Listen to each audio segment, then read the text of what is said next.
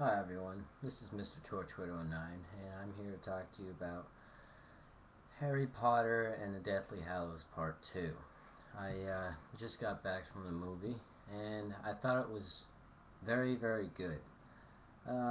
Movie, well, I just want to tell everyone, if you haven't seen the movie, I'd recommend seeing it now before you watch this because there are spoilers.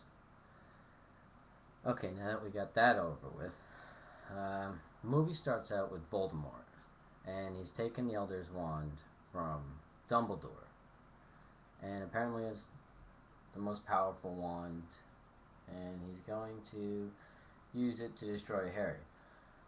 The only problem with that is the wand wasn't intended for Voldemort. It was intended for Harry in the end of the movie. This is because Malfoy, if I'm getting this correctly, Malfoy disarmed Dumbledore. Now, whoever kills the person with the Elder's Wand, then it becomes their wand. So, Dumbledore killed the guy in the Deathly Hallows story, apparently, and stole the wand. If that's how it even goes. Now, when,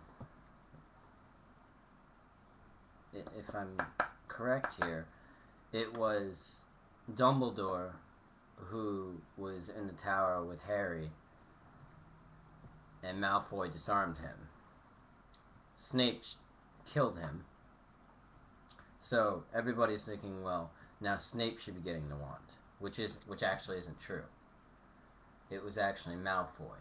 When Harry disarmed Snape, no, Harry disarmed Malfoy, the wand was now his. So the Voldemort never really had the wand's true power. On the other hand, Snape, who I never liked in the beginning of, well, throughout the whole series, he actually turns out to be the guy that's the good guy. He's the one who, from the very beginning,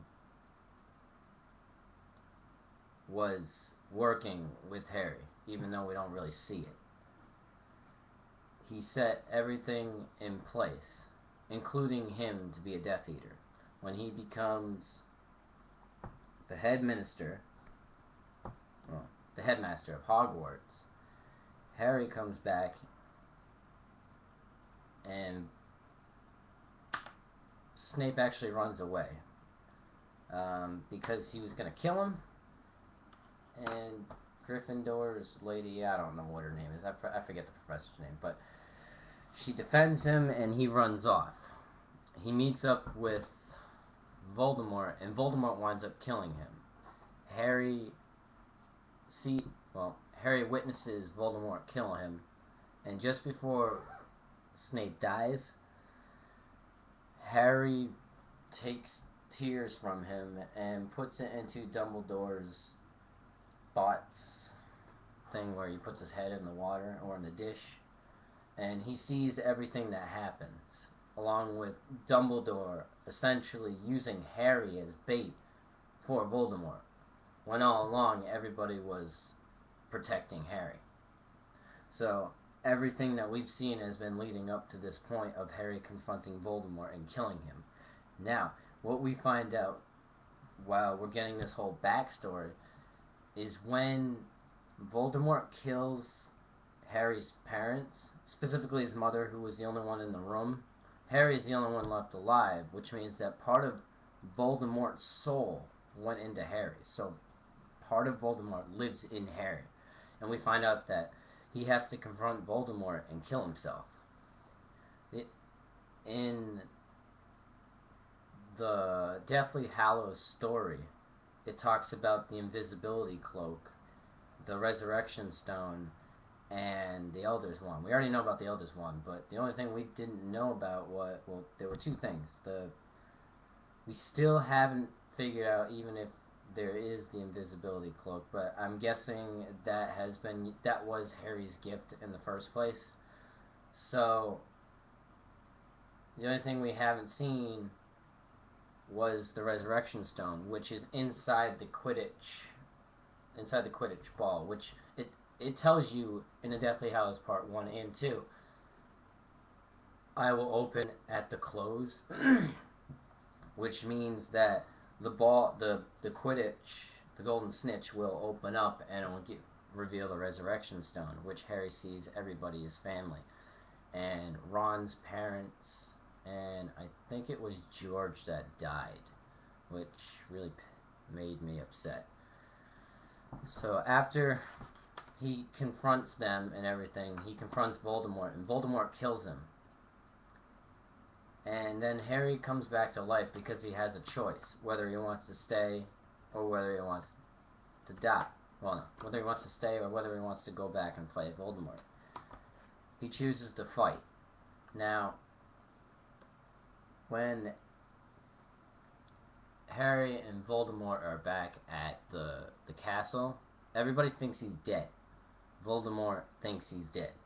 But surprise, surprise, as everybody knows, Harry cannot die because he needs to kill Voldemort, which was, kind of a good catch.